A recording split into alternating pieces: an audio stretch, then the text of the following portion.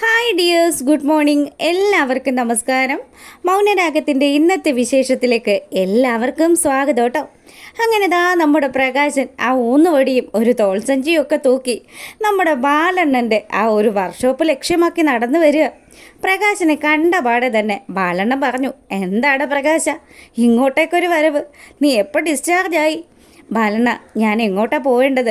മറ്റാരും എന്നെ സഹായിക്കാനില്ലല്ലോ. അപ്പം ബാലണ്ണൻ എനിക്ക് എന്തെങ്കിലും ഒരു ജോലി തരികയാണെങ്കിൽ എനിക്ക് ജീവിക്കാനുള്ളൊരു മാർഗമായേനെ. എടാ, നിന്നെ പോലെയുള്ള ഒരുത്തനെ ഒരു കാരണവശാലും ഞാൻ സഹായിക്കില്ല. നിന്നോട് നിൻ്റെ അമ്മ ചെയ്തത് തന്നെയാണ് പ്രകാശ ഏറ്റവും കറക്റ്റായിട്ടുള്ള കാര്യം. എന്തായാലും നിനക്ക് ഈ ജീവിതത്തിൽ കിട്ടാവുന്നതിൽ വെച്ച് ഏറ്റവും വലിയൊരു ശിക്ഷയാണ് ഇപ്പോൾ കിട്ടിക്കൊണ്ടിരിക്കുന്നത്. ഇത്രയും കാലമായിട്ടും നീ നല്ലതേതാ ചീത്ത ഏതാന്നൊന്നും മനസ്സിലാക്കാത്ത സ്ഥിതിക്ക് നീ ഇതൊക്കെ അനുഭവിക്കാനായിട്ട് അർഹനാണെന്ന് കൂടി ബാലൻ പറഞ്ഞു. ശവത്തി കുത്തല്ലേ ബാലണ്ണ, ഞാൻ മറ്റു മാർഗങ്ങളൊന്നും ഇല്ലാത്തത് കൊണ്ടല്ലേ ബാലണ്ണനെ തേടി വന്നത്. എടാ, മാർഗങ്ങളൊന്നും ഇല്ലെങ്കിൽ നീ എവിടെയെങ്കിലും കടത്തിനെ പോയിരുന്ന് പിച്ച തണ്ടണം, അല്ലാതെ ഇങ്ങോട്ടേക്കല്ല വരണ്ടേന്ന് ബാലൻ പറഞ്ഞതും പ്രകാശൻ അത് ഫീൽ ചെയ്തു കേട്ടോ. പ്രകാശൻ അങ്ങനെ സങ്കടത്തിൽ നിൽക്കുമ്പം, പ്രകാശ നിന്നോടിങ്ങനെ പറയുന്നതിൽ സത്യം പറഞ്ഞാൽ എനിക്ക് നല്ല വിഷമമൊക്കെ ഉണ്ട്. പക്ഷേ നിന്നെപ്പോലെയുള്ള ഒരുത്തൻ, അതും ഇത്രയുമൊക്കെ ജീവിതത്തിൽ തിരിച്ചടികൾ കിട്ടിയിട്ടും പഠിക്കാത്ത നിന്നെപ്പോലെയുള്ള ഒരുത്തൻ എങ്ങനെ ഇനി നന്നാവുന്നത്? നീ എന്തായാലും ഇനിയും കുറേ കാര്യങ്ങൾ അനുഭവിക്കാനുണ്ട്. എടാ, നിൻ്റെ അമ്മയല്ലേ നിൻ്റെ മുട്ടുകാല് തല്ലി ഒടിച്ചത്? അതും പോരാഞ്ഞിട്ട് നീയും എന്തുമാത്രം ക്രൂരതകളാണ് ചെയ്തിരിക്കുന്നത്. ഒരു ആന്തരി ഉണ്ടായെന്ന് പറഞ്ഞ് അവനെ എടുത്ത് തലയിൽ വെച്ചുകൊണ്ട് നടക്കുമായിരുന്നല്ലോ.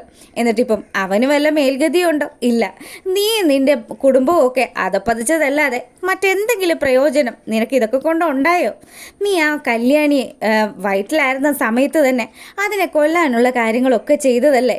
ഇതിൻ്റെയൊക്കെ ശിക്ഷ ഈ ഭൂമിയിൽ വെച്ച് നീ അനുഭവിച്ച് തന്നെ പോവുള്ളൂടാ പ്രകാശാന്ന് നമ്മുടെ ബാലണ്ണം പറയുക.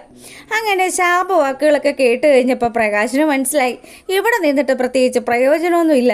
എന്തായാലും താൻ ഇനി വേറെ എങ്ങോട്ടെങ്കിലും പോയിട്ടേ കാര്യമുള്ളൂ, ബാലണ്ണൻ തന്നെ സഹായിക്കില്ല എന്ന്. അങ്ങനെ അവിടെ നിന്നും പ്രകാശൻ പെട്ടിയും പൊക്കണമൊക്കെ എടുത്ത് പതുക്കെ അങ്ങ് നടക്കുകയാണ്.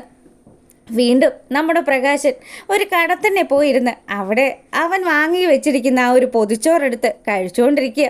അപ്പോൾ ഈ സമയം കറക്റ്റായിട്ട് നമ്മുടെ കല്യാണിയും കിരണും കൂടി അതിലേ പോവുമായിരുന്നു. അങ്ങനെ കല്യാണിയാണെങ്കിലോ പ്രകാശൻ ആ കടത്തിണ്ണയിലിരിക്കുന്ന കാഴ്ച കണ്ടതും, കിരണേട്ടാ വണ്ടി ഒന്ന് നിർത്തിക്കേ, ദേ അത് ആരാണെന്നൊന്ന് നോക്കിക്കേ. അങ്ങനെ കിരൺ നോക്കിയതും നമ്മുടെ പ്രകാശൻ അവിടെ ഇരിക്കുന്ന കാഴ്ചയാണ് കാണുന്നത്. വളരെയധികം ദയനീയമായിട്ടുള്ള ഒരു കാഴ്ച. അത് കണ്ടതും നമ്മുടെ പ്രകാശൻ്റെ ആ ഒരു ഇരിപ്പും കല്യാണിക്ക് നല്ല സങ്കടമായിട്ടോ. കല്യാണി അങ്ങനെ ആ കാഴ്ച കണ്ടതും കിരണാണെങ്കിൽ, ഓ ഇയാളുടെ അവസ്ഥ ഇത്രയും ദയനീയമായോ? എൻ്റെ കല്യാണി ഒന്നും പറയണ്ട, ഇയാൾക്ക് ആശുപത്രി ചെലവിനുള്ള പൈസയൊക്കെ നമ്മൾ കൊടുത്തതല്ലേ, അതും പോരാഞ്ഞ് നിനക്ക് അയാളോട് സഹതാപം തോന്നിയിട്ട് ഒരു ഊന്നുവടി കൂടി സംഘടിപ്പിച്ച് കൊടുത്തില്ലേ? എന്നിട്ടിപ്പോൾ പൈസ ആരായിരിക്കും കൊടുത്തിരിക്കുന്നത്? ഇയാൾ എവിടെ നിന്നായിരിക്കും ഈ ഭക്ഷണം കഴിക്കാനുള്ള പൈസ ഒപ്പിച്ചിട്ടുണ്ടാവുക? ആരുടെയെങ്കിലും അടുത്ത് കൈ നീട്ടിക്കാണും കിരണേട്ട, അല്ലാതെ ആര് സഹായിക്കാനാണെന്ന് കല്യാണിയും പറയുക. അങ്ങനെയാണെ നമുക്കൊന്നങ്ങോട്ട് ചെന്നാലോ? വേണ്ട കിരണേട്ട, അയാൾ ഇത്രയും അധികം താഴ്ന്ന ലെവലിൽ ഇപ്പോൾ ജീവിക്കുകയല്ലേ. അങ്ങനെയുള്ള അവസ്ഥയിൽ ഇനി ഒരിക്കലും അയാളെ അപമാനിക്കുന്നത് ശരിയല്ല. അച്ഛനാണല്ലോ അല്ലേ, ആ ഒരു സഹതാപമാണോ നിൻ്റെ മനസ്സിലെന്ന് കിരൺ ചോദിക്കുക. അപ്പോൾ കല്യാണി പറയുന്നുണ്ട്, ഒരിക്കലും അല്ല. അയാളുടെ ഇപ്പോഴത്തെ ഈ അവസ്ഥ കണ്ടപ്പം ചെറുതായിട്ടൊരു വിഷമം തോന്നി എന്നുള്ളത് സത്യം തന്നെയാണ്. പക്ഷേ എന്തുകൊണ്ടും ഇതിനൊക്കെ അർഹനാണ് അയാൾ.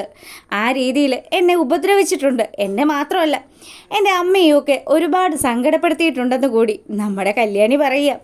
അങ്ങനെ കല്യാണി പറഞ്ഞു, എന്നാൽ കിരണേട്ടാ നമുക്കങ്ങ് പോയാലോ? അയാൾ എന്താണെന്ന് വെച്ചാൽ കാണിച്ചോട്ടെ. ബാലമാമൻ്റെ അടുത്തും സഹായം ചോദിച്ച് ചെന്നായിരുന്നു. ബാലമാമൻ 1 രൂപ പോലും അയാൾക്ക് നൽകിയില്ല എന്നും പറഞ്ഞു. എന്തായാലും ഇനി അയാൾ ഒരുപാട് കാര്യങ്ങളൊക്കെ അനുഭവിക്കാനുണ്ട്. പാവം നമ്മുടെ പ്രകാശൻ അവിടെ ഇരുന്ന് ആ കടത്തിണ്ണയിലിരുന്ന് ഭക്ഷണം കഴിച്ചുകൊണ്ടിരിക്കുക. ആ സമയം അങ്ങോട്ടേക്കൊരു ചേട്ടൻ വന്നിട്ട്, എടാ പ്രകാശ, നീ എന്താ ഇവിടെ ഇരുന്ന് ഭക്ഷണം കഴിക്കുന്നത്? അതോ, നിനക്കിത് എന്ത് പറ്റി എന്നൊക്കെ ചോദിക്കുമ്പം നമ്മുടെ പ്രകാശൻ പതുക്കെ എഴുന്നേറ്റു. എന്നിട്ട് പറഞ്ഞു, എനിക്കൊരു ആക്സിഡൻറ്റ് പറ്റിയതാണ്. നിനക്ക് ആക്സിഡൻറ്റ് പറ്റിയത് എങ്ങനെയാണെന്നൊക്കെ ഈ നാട്ടുകാർ മൊത്തം അറിഞ്ഞിടാ.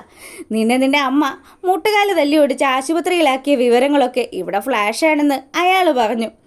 ഇതേ പാർട്ടി ഓഫീസാ, ഇവിടെ അധിക സമയം നീ ഇരിക്കണ്ട. നീ ഒരു കാര്യം ചെയ്യ്, അടുത്തുള്ള ഏതെങ്കിലും ഒരു ക്ഷേത്രത്തിലേക്കോ അല്ലെങ്കിൽ ആൾക്കാർ കൂടുന്ന ഇടത്തോ പോയി ഒരു തോർത്ത് വിരിച്ച് അവിടെ എങ്ങാനും ഇരുന്ന് തെണ്ടാൻ പറഞ്ഞു. അങ്ങനെ നമ്മുടെ പ്രകാശൻ അവിടുന്നും അപമാനിതനായിട്ട് പാവം അങ്ങനെ ഇറങ്ങി നടക്കുക. ഈ സമയമാണെങ്കിൽ നമ്മുടെ ദീപയുടെ അടുത്തിരുന്ന് സംസാരിച്ചുകൊണ്ടിരിക്കുക നമ്മുടെ മൂങ്ങാമുത്തശ്ശി. മുത്തശ്ശിയോട് ദീപ പറയുന്നുണ്ട്, അതെ അമ്മ, പ്രകാശൻ്റെ കാര്യങ്ങൾ എന്തായെന്നൊന്നും അറിയത്തില്ലല്ലോ. എൻ്റെ മോളെ അവനെ വളർത്തി വഷളാക്കിയ അമ്മയാണ് ഞാൻ. ഇപ്പം ഞാനായിട്ടൊരു സൽക്കർമ്മം ചെയ്ത് ഇപ്പം അവൻ ആശുപത്രി കിടക്കുകയല്ലേ. എന്തായാലും അവിടെ നിന്ന് ഇറങ്ങിക്കഴിഞ്ഞാൽ അവൻ എങ്ങനെയെങ്കിലുമൊക്കെ ജീവിച്ചോളും. അവന് ജീവിക്കാനൊക്കെയുള്ള മാർഗങ്ങളൊക്കെ അവൻ്റെ മുന്നിൽ തന്നെ ഉണ്ട്. നല്ലതുപോലെ വണ്ടിപ്പണിയൊക്കെ അറിയാവുന്ന ഒരുത്തനാ. പക്ഷേ ഇപ്പം കാല് വയ്യാത്തത് കൊണ്ട് ആരും ജോലി കൊടുക്കാനുള്ള സാധ്യതയില്ല, അത്രമാത്രമേ ഉള്ളൂ.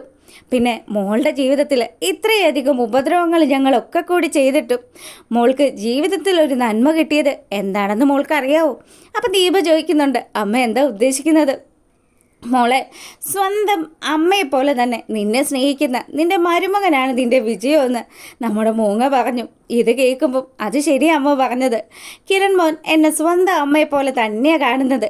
ആ മോൻ അങ്ങനെ കാണുന്നതിൻ്റെ കാരണം അവൻ നല്ല ഒരു അച്ഛനും അമ്മയ്ക്കും ഒക്കെ ജനിച്ചത് കൊണ്ടാണെന്ന് നമ്മുടെ മൂങ്ങമുത്തശ്ശി പറയുക. അത് ശരിയായ കാര്യം തന്നെ അമ്മേ. ഇത്രയും നല്ലൊരു അച്ഛനും അമ്മയ്ക്കും ജനിച്ച ഒരു മോനായത് കൊണ്ട് മാത്രമാണ് അവൻ എന്നെ സ്വന്തം അമ്മയെപ്പോലെ തന്നെ കാണുന്നത്.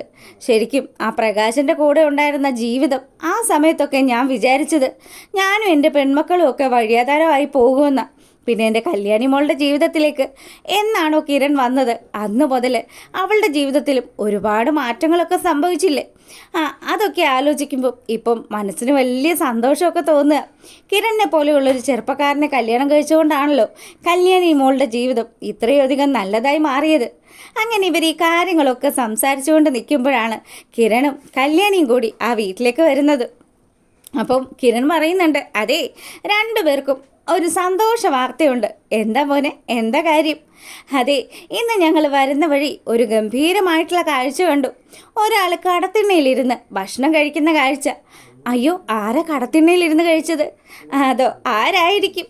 ദേ, ഈ വിക്രത്തിൻ്റെ അച്ഛനാണമ്മേ ആ കടത്തിണ്ണയിലിരുന്ന് ഭക്ഷണം കഴിച്ചതെന്ന് നമ്മുടെ കല്യാണി പറയുക. അപ്പം ഇത് കേൾക്കുമ്പോൾ തന്നെ ദീപ പറയുന്നുണ്ട്, ആ ദുഷ്ടന് അത് തന്നെയാണ് കിട്ടേണ്ടത്. അത്രമാത്രം എല്ലാവരെയും ഉപദ്രവിച്ചിട്ടുള്ള ഒരുത്തനാണല്ലോ. എന്തൊക്കെ തിരിച്ചടികൾ ജീവിതത്തിൽ കിട്ടിയിട്ടും അയാൾ മാത്രം നന്നായില്ല. അതെ, അത് തന്നെയാണ്. പിന്നെ മോളുടെ കാരുണ്യം കൊണ്ട് മാത്രമാണ് അയാൾക്കൊരു ഊന്നുവടിയും അതുപോലെ ആശുപത്രിയിലെ ബില്ലും ഒക്കെ അടക്കാനും സാധിച്ചത്. എന്തായാലും ഇനി എന്തെങ്കിലും പണിയെടുത്തോ അല്ലെങ്കിൽ പിച്ച തെണ്ടിയോ പ്രകാശം ജീവിച്ചോളും. ഇനിയും എന്തെങ്കിലും മാറ്റങ്ങൾ അയാളുടെ ജീവിതത്തിൽ ഉണ്ടാകുമെന്ന് എനിക്ക് തോന്നുന്നേ ഇല്ല എന്ന് നമ്മുടെ ദീപ പറയുക. അപ്പം ഇത് കേട്ട് കഴിഞ്ഞപ്പോൾ മൂങ്ങമുത്തശ്ശിയും പറയുന്നുണ്ട് കേട്ടോ, അത് ശരിയാ മോള് പറഞ്ഞത്. അവൻ ഒരിക്കലും മാറി ചിന്തിക്കില്ല. അവൻ്റെ കണ്ണിൽ അവൻ്റെ മകൻ മാത്രമാണ് അവൻ ഏറ്റവും പ്രിയപ്പെട്ടവനായിട്ടുള്ളത്.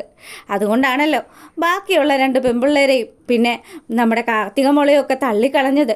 കാർത്തികയുടെയും അവളുടെ അമ്മയുടെയും ഒക്കെ ജീവിതത്തിലും വൻ ദുരന്തങ്ങളൊക്കെ ഉണ്ടാക്കിയിട്ടാണല്ലോ പ്രകാശൻ ഈ കേരളത്തിലേക്ക് വന്നതെന്ന് കൂടി മൂങ്ങ പറയുക. എല്ലാത്തിനും കാരണക്കാരിയായിരുന്നത് ഞാനാ. ഞാനിപ്പോൾ എൻ്റെ തെറ്റുകളൊക്കെ തിരുത്തുന്ന സ്ഥിതിക്ക് പ്രകാശനും വേണമെങ്കിലും മാറി ചിന്തിക്കാം.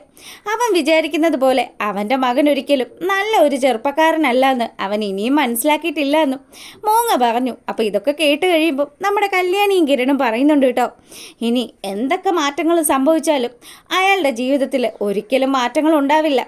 ഏതെങ്കിലും കടത്തിണ്ണെ കിടന്നോ അല്ലെങ്കിൽ തെരുവിൽ കിടന്നോ അയാളുടെ അവസാനം സംഭവിച്ചിരിക്കുമോ അമ്മൂമ്മ? അതാ ഇനി നമ്മൾ കാണാൻ പോകുന്നത്. എന്തായാലും ആ ഒരു ദിവസം എൻ്റെ മനസ്സിൽ ഒരു തരി പോലും സങ്കടം തോന്നില്ല എന്നുള്ള കാര്യത്തിൽ എനിക്ക് നല്ല വിശ്വാസമുണ്ട്. കാരണം എന്താണെന്ന് വെച്ചാൽ അത്രമാത്രം അയാളെ ഞാൻ വെറുക്കുന്നുണ്ടെന്ന് നമ്മുടെ കല്യാണി പറയുക. അങ്ങനെ അവൾ അവിടുന്ന് നല്ല ദേഷ്യത്തിൽ പോവാം. ഈ സമയമാണെങ്കിലോ നമ്മളെ കാണിക്കുന്നത് വിക്രത്തെ കാണാൻ വേണ്ടിയിട്ട് ജയിലെത്തിയിരിക്കുന്ന പ്രകാശനെയാണ് കേട്ടോ. അപ്പം ദേ പെട്ടെന്ന് ആയിക്കോണം, അധികം സമയമൊന്നും ഇല്ലെന്ന് ആ പോലീസുകാരൻ നമ്മുടെ വിക്രത്തോട് പറഞ്ഞു. ശരി സാറേ എന്ന് പറഞ്ഞ് വിക്രം അവിടെ അങ്ങനെ നിൽക്കുക. അപ്പോൾ വിക്രം പ്രകാശിനോട് പറഞ്ഞു, അച്ഛൻ ഇങ്ങനെ അപകടം സംഭവിച്ച കാര്യങ്ങളൊക്കെ ഞാൻ അറിഞ്ഞായിരുന്നു. നീ എങ്ങനെ അറിഞ്ഞു മോനെ? അതോ അമ്മുമ്മ ഇവിടെ വന്നിട്ടുണ്ടായിരുന്നു. അവരിവിടെ വന്ന് എല്ലാ കാര്യങ്ങളും പറഞ്ഞു. അച്ഛനെ ഇങ്ങനെ അടിച്ച് ആശുപത്രിയിലാക്കിയത് അവരാണെന്നും പറഞ്ഞു. എന്താ ചെയ്യേണ്ടത്? ഞാൻ പുറത്തുണ്ടായിരുന്നെങ്കിലുണ്ടല്ലോ ഇങ്ങനെയുള്ള ഒരു കാര്യവും സംഭവിക്കില്ലായിരുന്നു എന്നും വിക്രം പറയുമ്പോൾ പ്രകാശം പറഞ്ഞു, മക്കളെ എന്തിനു വേണ്ടിയാടാ നമ്മളിങ്ങനെ ഓരോരോ കാര്യങ്ങളൊക്കെ ചെയ്യുന്നത്? നമ്മുടെ ജീവിതത്തിൽ മൊത്തം തിരിച്ചടികളല്ലേ കിട്ടിക്കൊണ്ടിരിക്കുന്നത്. ഇനി ഒരു കാര്യം ചെയ്താലോ, നമുക്ക് ഈ പകയും വിദ്വേഷവും ഒക്കെ മറന്ന് മര്യാദയ്ക്ക് നമുക്ക് രണ്ടുപേർക്കും കൂടി ജീവിച്ചാലോ? അച്ഛൻ എന്താ പറഞ്ഞു വരുന്നത്? എടോ, തൻ്റെ വിചാരം എന്താ? താൻ വയസ്സായി വരിക. താൻ ഇനി അവരെയൊക്കെ സ്നേഹിച്ച് മുന്നോട്ട് പോകാനാണ് പുറപ്പാടെങ്കിലേ ഈ വിക്രം തൻ്റെ കൂടെ കാണില്ല. എടാ മക്കളെ, നീ എന്തൊക്കെ ഈ പറയുന്നതെന്ന് പ്രകാശൻ ചോദിച്ചതും തന്നോട് ഞാൻ മലയാളമല്ലേ പറഞ്ഞത്. തൻ്റെ വയസ്സാം കാലത്ത് തനിക്ക് കൂട്ടായിട്ട് ഞാൻ ഉണ്ടാകുമെന്നാണ് താൻ വിചാരിക്കുന്നതെങ്കിൽ തനിക്ക് തെറ്റിപ്പോയടോ പ്രകാശ. ഈ വിക്രം പഴയ വിക്രമൊന്നുമല്ല.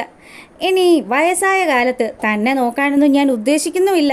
ആ ഗംഗേട്ടനെ പോലെ തന്നെ അങ്ങനെ കൊടും ക്രിമിനലായി മാറാനാ ഞാനും ആഗ്രഹിക്കുന്നതെന്ന് നമ്മുടെ പ്രകാശൻ്റെ മുഖത്ത് നോക്കി വിക്രമാദിത്യൻ പറയുക. എടാ മക്കളെ, നിന്നെ ഞാൻ മറ്റാരെക്കാട്ടിലും അധികം സ്നേഹിച്ചതല്ലേ.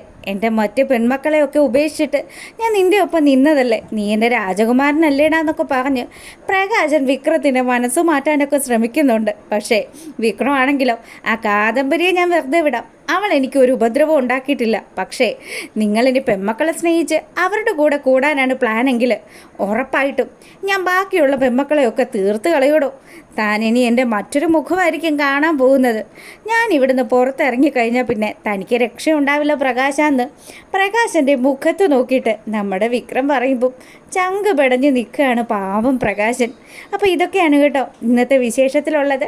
വൈകുന്നേരം നമ്മുടെ പ്രമോ വിശേഷമായിട്ട് വരുന്നതായിരിക്കും. അപ്പോൾ വീഡിയോ ഇഷ്ടമായിട്ടുണ്ടെങ്കിൽ ഒന്ന് ലൈക്ക് ചെയ്തിട്ട് കാണുക. അപ്പോൾ ഓക്കെ, താങ്ക്